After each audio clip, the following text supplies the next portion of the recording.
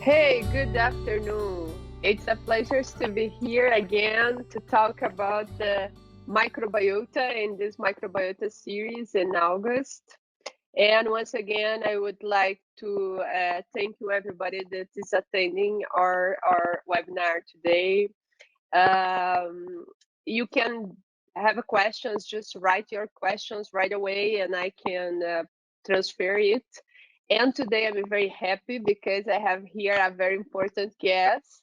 It was the Professor Peter Ferket. Thank you so much for being with us today, Professor. Thank you, Elizabeth, and I'm very honored to be invited on your program today. Yes, your name does not come from nothing first because you are like a professor that I recognize very well. But I remember when we start talking, and I was in Jaboticabal in Brazil, and we met each other because of Professor Macari. Yeah. And I remember at that time, of course, I read your papers before, but one thing that I remember is that you are one of the few nutritionists at that time that was talking about gut health, because at that time it was more like vets talk about gut health and nutritionists it's only like nutrition as something separate. So I would like you let us know a little bit when you change, when you be the first one, like the pioneer to start to talk about gut health and take out the antibiotic growth promoters and this kind of thing. Well, actually, that's a very good question. And I actually started when I was a graduate student. In fact, I didn't want to become a nutritionist. I was going to be a veterinarian. So, but I worked with Ed Moran for my master's program. And because he knew I was interested in vet medicine, wanted to get into vet school, he said, well, why don't you go and work with Bruce Hunter? He's over at the vet school. He's got a project related to gut health and mycotoxins and things like that. And you can kind of do a little work, take notes for him. So while I was there working with him, he was posting all of these birds that were coming from the industry. And about 80% of the time, he would say, I don't know what this chicken died of. Must be some kind of nutrition problem. And right then is when I realized I'm going into the wrong business. I don't need to be a veterinarian. I need to be a nutritionist who's interested in gut health. And so then I went to Iowa State University, worked with Jerry Sell, and we worked with things related to nutrition and skeletal health and issues. And so that's what I did my research on growth and compensatory growth and developmental things. And, when I came to NC State, we have a pretty strong program here in animal health, and I just wanted to fit in. So I thought, well, I got to do something different then. And right about the early 1990s is when discussions about antimicrobial resistance, coccidio resistance, and all those things began to arise. And people wanted to know, okay, what do we do in terms of formulating a diet to try to deal with this? And so it was like natural progression for me to enter into the field of gut health. And I have to say that it's been a very rewarding path because I got to learn a little bit about developmental biology, microbiology, nutrition and absorption and bioavailability and all those elements. Then when we started talking about enzymes, that came into play about intestinal health and the microbiome. So now there are lots of scientists are far more sophisticated than I am, like you, Elizabeth. But I still like to dabble in it and encourage my students to work in this area because it's the one place that brings the veterinarians and the nutritionists together. They've always been opposing each other in some way. If it was a problem, then the veterinarians would blame the nutritionist for it, or the nutritionist says, performance not good, must be a disease, it's a vet problem. So I I chose to compromise and try to make play both sides of the field. Well, I'm from my side. I can say that I learned so much from you, and if you are one the first ones nutritionists to talk and to make a link between vet and nutrition, what I think you are one of the pioneers for sure. You do a lot for don't be the last, so you really make people learn and be in love for the subject. So now not recently, but I know that during the process of nutrition and gut health start to link together, we also learn much more about the microbiota and this important player in this nutrition and health that the animals are.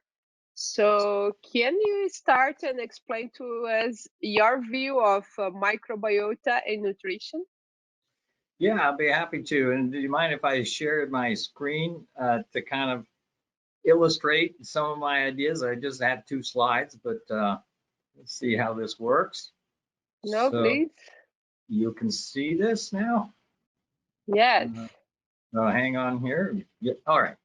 So, um, yeah, sorry for the little panel on the side, but when we think of the gut microbiota, as a nutritionist, uh, we have to realize that there are a lot more cells living in the gut, in the ecosystem, what we call the gut, than there are cells in the whole body. And each of those cells have genes that are expressed differently. And so when we're dealing with nutrition, we're not we're not feeding the chicken. We're actually feeding an entire ecosystem and all life that's associated with it. And that includes the gut microbiota.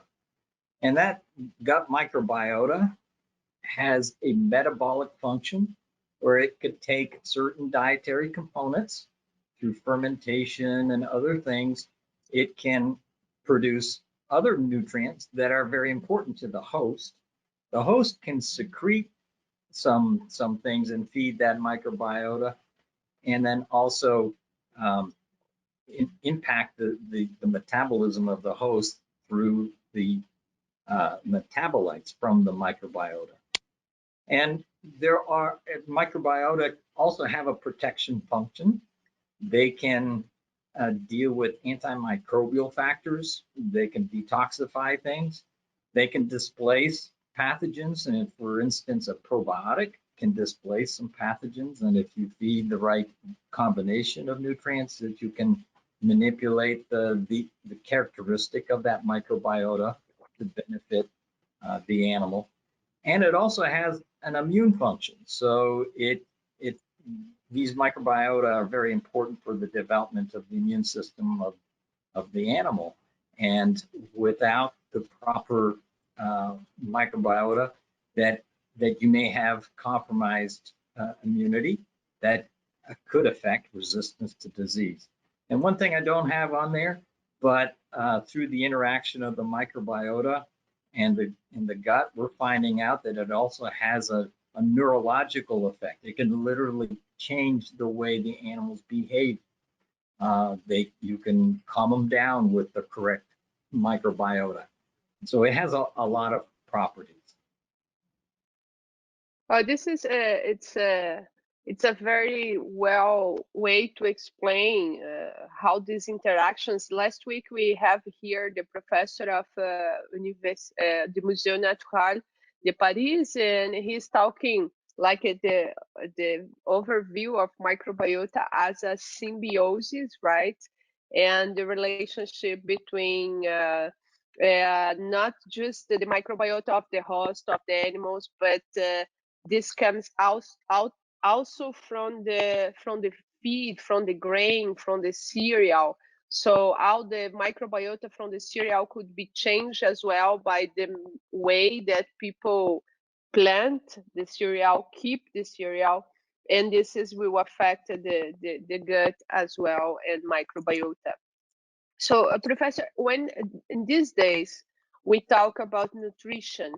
How can a nutrition, and you have a lot of nutrition and professors with us today, how can they think about to formulate to feed not just the animal, but feed also all this ecosystem that you talk about? Yeah, I'm going to show you another slide on that describes that. As nutritionists, we think a lot about how much lysine do we got to have in there, minerals and vitamins, and to make sure that the animal's growing and doing things. Uh, eh, but we tend to forget that we're ecological managers in the most part. And when things go wrong, it's because there's a disruption of the balance of the microbial ecosystem in the gut and how it interacts with the animal. So let's see, I can share my screen. Do you see what I got here? Here we go. So what I would like, when I can wrap up everything about nutrition in this slide about how to manage the gut ecosystem. And Elizabeth, if you look at it from an ecologist perspective, whether you are a nutritionist or you're an applied ecologist, there are three factors that influence that ecology and its characteristics. The first one is you want to establish an environment that favors a balanced ecosystem. And so I'll give you an example. You're from Brazil. The Amazon is a very rich ecosystem. And, it's got all kinds of plants, very diverse animals and plants. And it actually takes quite a bit to disrupt that ecosystem because of its diversity and complexity. But if I were to go to the tundra way up north in Canada, where I'm from, and you have a very sensitive ecosystem that doesn't take much to disrupt. And for instance, an oil spill that happened, Exxon Valdez, they're still suffering from that. It's because that ecosystem is very sensitive, and it's related to the structure of that ecosystem.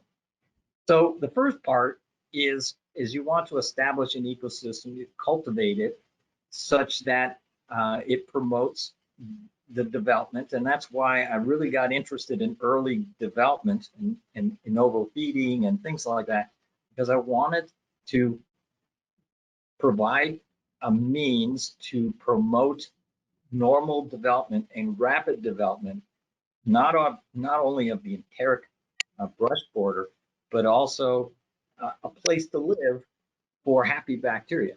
And if things don't develop very well right from the beginning, the only ones that want to grow there are the more pathogenic type that cause problems. And so that leads us to seeding the right ecosystem or microbiota. And that could come from transmission from the hen, or it could come up from the environment, but also what we're feeding that animal. The next one is to control the nutrient balance and making sure that you don't have excessive amounts of fat and carbohydrates. You want to balance it where animals have good digestion in the foregut so that you have more fibers going into the hindgut. And one way to help improve with the nutrient balance and improve absorption and things like that in the foreguts is using enzymes, oligosaccharides, and things like that that help control the gut ecosystem from a nutrient balance perspective. And that includes also vitamins. I mean, if we feed too many vitamins, we can actually favor certain pathogens. And if you can restrict the availability of some vitamins, you can actually favor the good bacteria to thrive. And then finally is try to maintain a symbiotic microstability, and it's either weeding out the bad pathogens. Of course, for years we've used antibiotics, but we can't anymore. But we have other ingredients that will suppress the growth and kill some bacteria. like essential oils, organic acids. Sometimes the mannan oligosaccharides can target certain types of organisms like pathogens with type 1 fimbrillae. We have ingredients now that will disrupt quorum sensing, which is a way to confuse bacteria from forming a film and becoming pathogenic.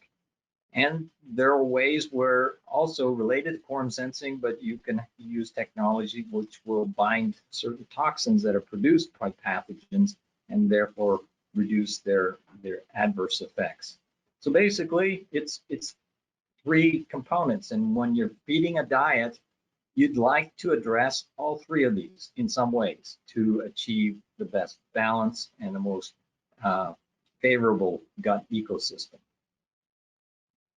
So this is very interesting. In fact, there is many factors that influence in that.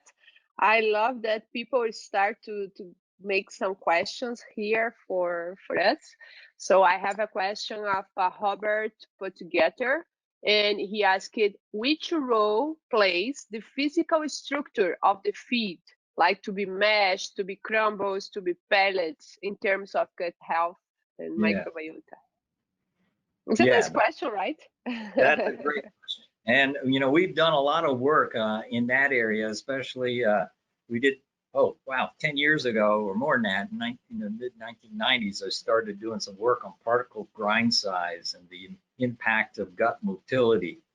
And in poultry, that's a particularly important thing because particle size is controls gizzard function. And when you have good peptic digestion, it improves protein digestion and fat digestion in the foregut. So you have less of those nutrients going to the hindgut that feeds pathogens who like protein and fat and carbohydrate. And it also enhances reverse peristalsis, so it enhances the efficiency of absorption in the front of the gut, so that what ends up in the hindgut are more of the undigestible components that will favor the symbiotic bacteria. Pathogens are competitive and symbiotes help, right?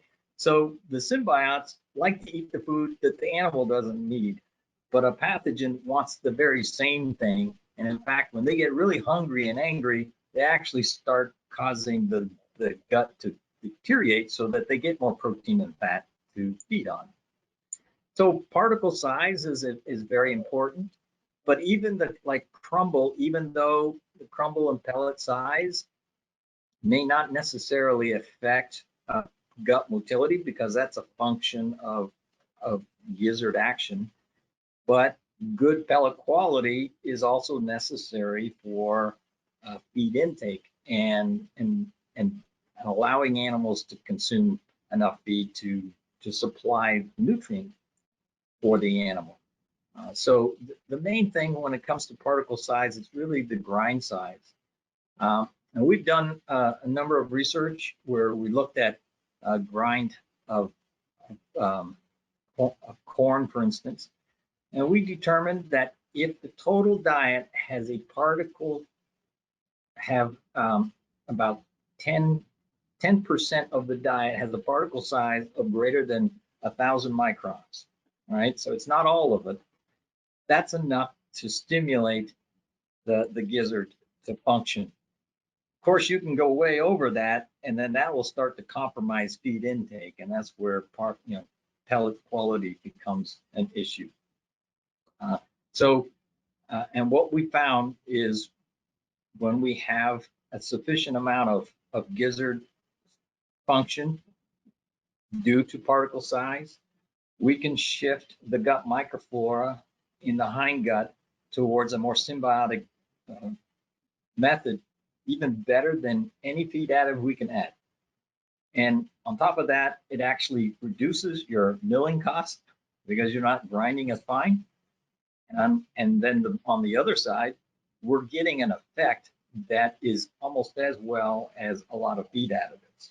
So I think that is a primary tool.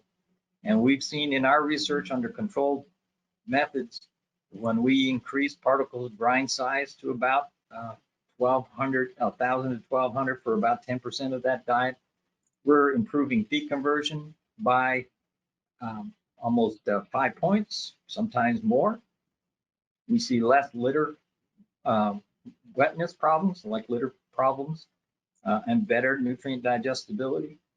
So it is a very good approach to try to maintain gut health and very cost effective. Yeah, very, very a practical way to apply it, right? I used to, when I was consultant, I used always talk about that sometimes just to change the granulometry, you can improve a lot the gut health without changing many things. We have a lot of questions here, Professor, so I don't know if you can go for all of this. Cristiano Bortoluzzi, or kind Cristiano, always there, he asked, Professor Ferket, do you think that to introduce probiotic in adult animals may disrupt the microbiota intestinal ecosystem?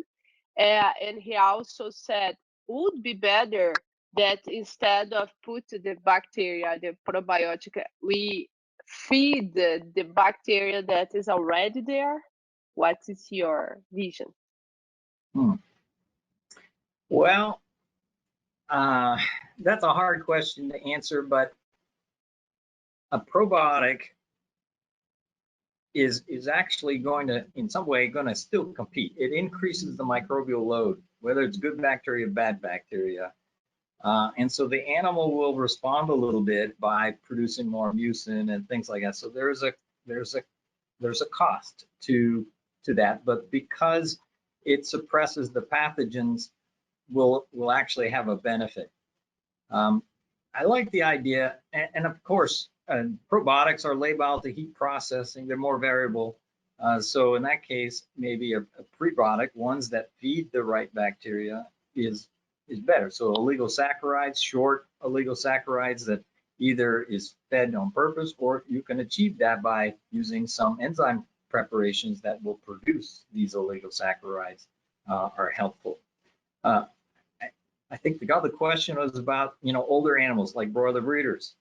I think the main thing is that we know that bacteria transfer to the chick, and we found that the cica of a chick before they hatch already has microflora from the hen. So the key here is make sure you got a good gut microflora that's symbiotic in the breeder hen, whatever way you do it, because that's going to pass on some benefit to the progeny. And in some cases, maybe a probiotic is helpful. Other cases, maybe a prebiotic. But I think the goal is try to establish a symbiotic gut microflora in the breeders to give or provide a benefit to the offspring. This is very interesting. Last week, also, the professor told that he always think that to try to feed or to keep what you have there, it's more you have more advantage that introduce a new microorganism. So it's going to the same way. We have a lot of questions here.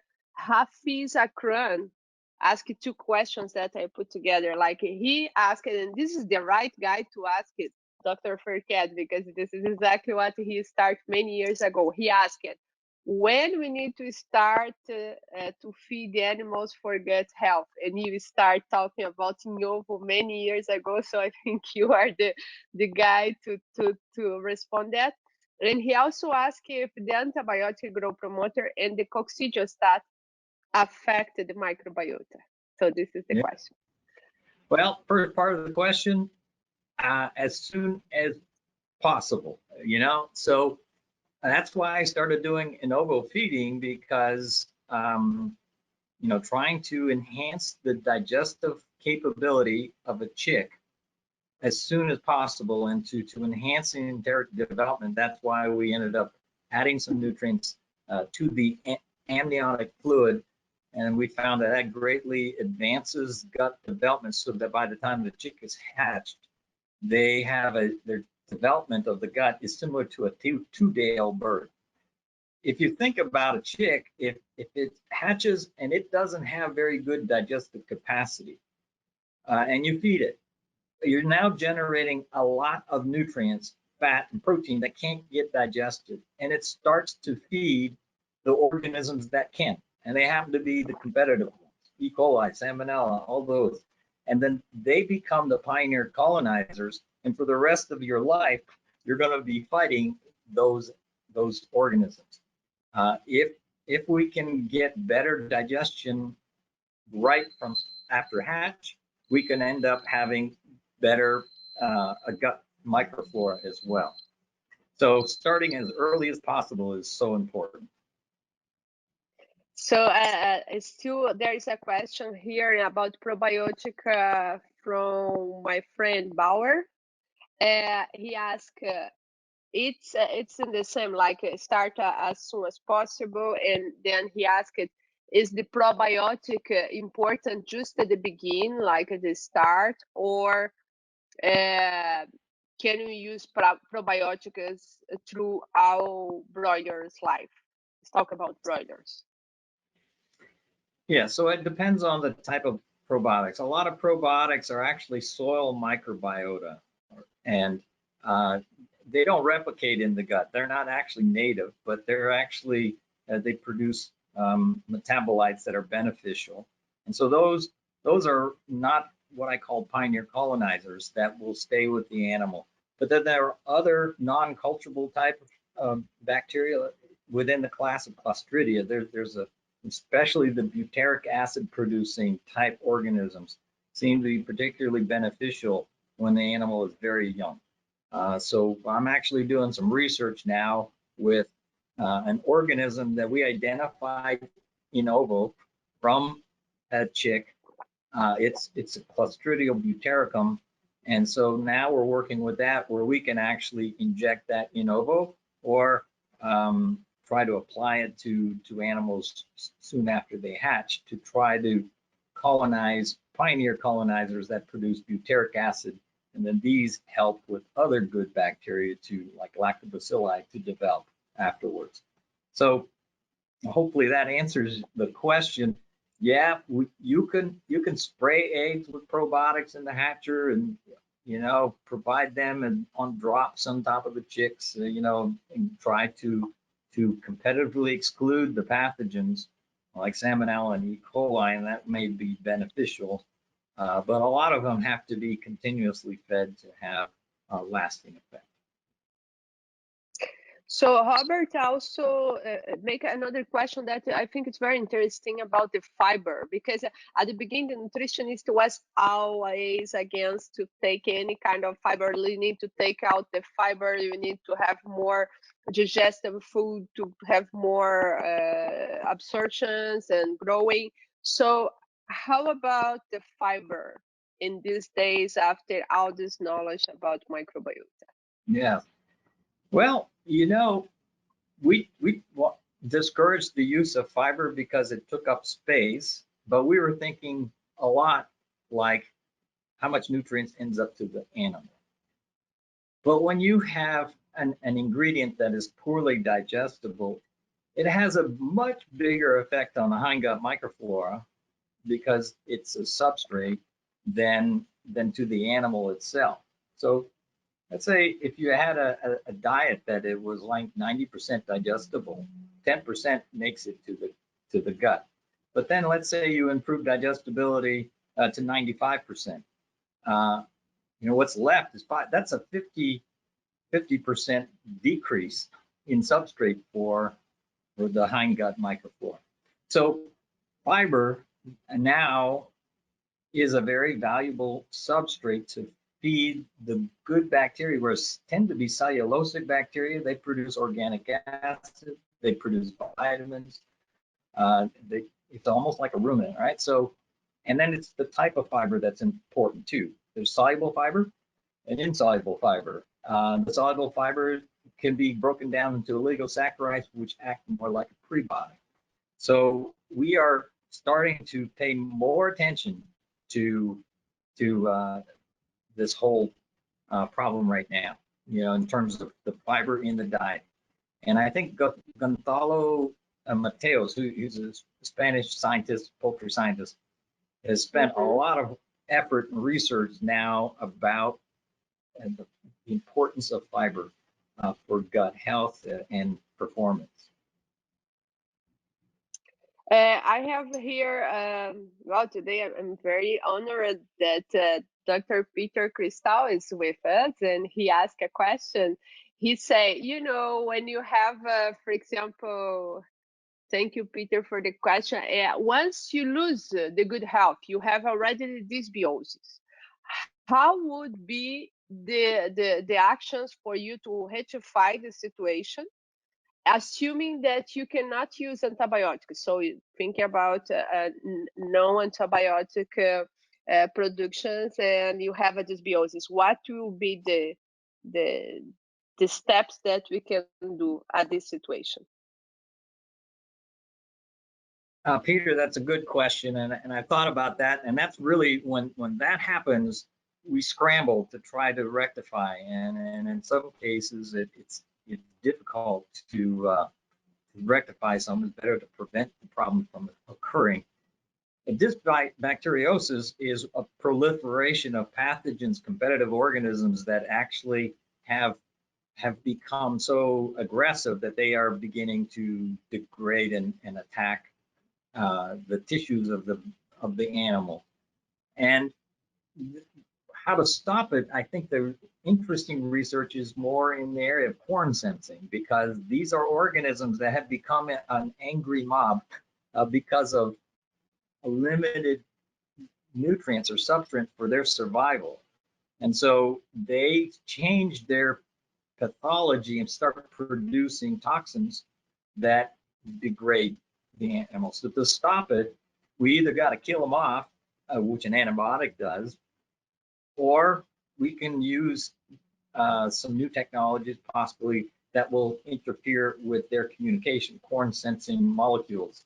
So there are some new technologies evolving. So I haven't seen too much research in that area of correcting outright dysbacteriosis with corn sensing type feed additives.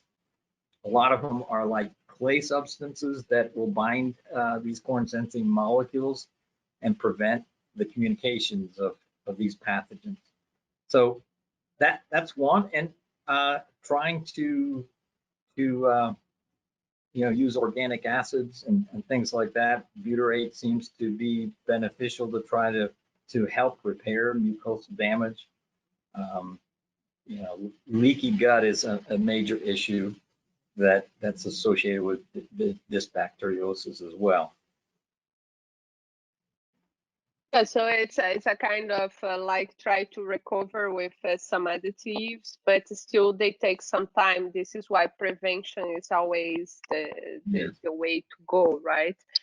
There is many questions coming here, Doctor. I think this the most the webinar that I received more questions it was today, and I'm not sure that we'll be able to respond all of them, but I will. They still talk about organic acid, and people always talk about butyrate, but and of course butyrate is very helpful, but I'm also wondering here that sometimes we focus in one metabolite, but we have a lot of pathways that happens in the intestine. For example, sometimes when you put acetic acid, you can have more productions of butyric acid because of the bacteria that you promote than when you just put the butyric acid. So the question is, what will be the best organic acid? I put my opinion here, but I will leave the questions for you.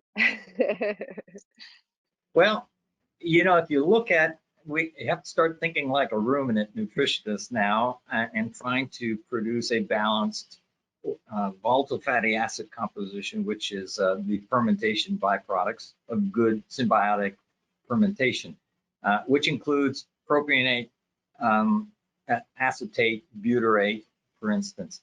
And I think a balance of those are important, but you can't be too high on any one of them, because that could cause a disruption in the microflora because they are indeed antiseptic as well. And I think that comes into the concept of, let's say, and you got to get these organic acids to the hindgut. So if you're feeding a organic acid, it needs to be a protected one so that it gets to where the bacteria are, that is in the hindgut. Organic acids that function more in the front end are function more to reduce the microbial load coming into the animal. So in a very young animal, young chick, it benefits the microflora in the crop, and it helps with the microbial load coming in, optimizes the disinfecting properties of your drinking water and things like that. But it doesn't last very long. And so that's the element is looking at organic acids that make it to the hindgut. Yes, the protection is important, right? Because the organic acids, they are very, how the stability of them. How do you think about the use of protected and unprotected organic acids? Well, it's extremely important because these fatty acids are short carbon chain, right? So they're either going to be used up by the microflora or they're going to be readily absorbed. So they, whatever you put in a diet in its free form is going to be pretty well lost by the time it gets even to the duodenum. But if it's encapsulated in it's something that would delay its release, like fat or a hydrogenated fat. That is not easily digested until it gets further on down in the intestinal tract. And depending on the polymer that's used to make that matrix, you can time the release of these organic acids so that it actually is released in small amounts, in biological relevant amounts in the hindgut to manipulate the gut microflora. As I mentioned, too much of a good thing is not good either. So it has to make biological sense for the microflora to be effective. Okay, Professor, the conversation is so good, but the time is passing so fast, so we almost at the end. I have one last question from me. I have a lot of questions there that later on I send to Professor Ferket, and he can answer you, so you can follow up his answer later on. And from my side, I have a curiosity because for long term lately we are, when you talk about nutrition and digestibility, we talk about ileal digestibility, that you take the sample from the ileum. When you're thinking this new idea of microbiota and also the fermentation, the actions of the cecum microbiota doing different metabolites that also will affect, not that we're gonna have do you think that there is today any, we need to rethink about the ileal digestibility, or you are still comfortable to have ileal digestibility as a way to evaluate digestibility per se, once we know that the microbiota in situ also play some roles for some metabolites? Yes. So what you're sort of hinting on is the concept of fermentable, hindgut fermentables, substrates, and how much substrates actually goes to the animal. And I think in some ways, uh, the ileal digestibility describes the digestibility of nutrients like protein and fat and carbohydrates that go to the animal. But if you got something that is not very good for ileal digestibility, now it's going to favor the characteristics of the gut. So what kind of substrates makes it to the ceca? And if you got poor protein digestibility or poor fat digestibility, you're going to be favoring organisms that like to have that for their lunch and their dinner. Whereas if it had something where it's fermentable fibers and carbohydrates that the animal can't use, but favors the more symbiotic type organisms, then you end up with a more healthy gut cecal organisms. And now the ceca is actually a bag of good bacteria. So when an animal gets sick, goes off feed or something, it's the ceca that repopulates the normal gut microflora once they kind of get over it. But if the cecal microflora is bad to start with, and you go off feed or have some stress event, now you got an outright gut disease problem. So I think one of the things is, as we're formulating diets, is to now really think, how do we populate the cecal microflora to be the pioneer colonizers to sustain that microflora, so that when things go wrong, and they will, that it will help you recover faster to any kind of disruption. Very good. So, for the end, I would like to ask you, what is your final message for all these people that is listening to us? And you have a lot of professors, a lot of nutritionists. It was really impressive attendance that you have today. So, what your final message for all of them in terms of how can we manipulate the ecosystem in the gut? Well, you honor me by everyone for listening in. I am pretty honored by all of your attention. And I think the basic message is to stop thinking like a nutritionist. You know, think like an ecological manager. You go back to saying what keeps balance. We've heard a long time. Eat a nice balanced meal. It's good for you. Too much of one thing is not a good thing. And it's all about the balance of substrates that goes to the host and to the organisms, and then the nature of the organisms. We can now test a lot of things about the microbiota, using all kinds of tools. We still don't know what's a good, healthy gut microflora or microbiome. But it's really, what does that healthy microbiome do to be symbiotic is what's really important. So I'm not that concerned about all the individuals that live there. I want to know what that community is doing.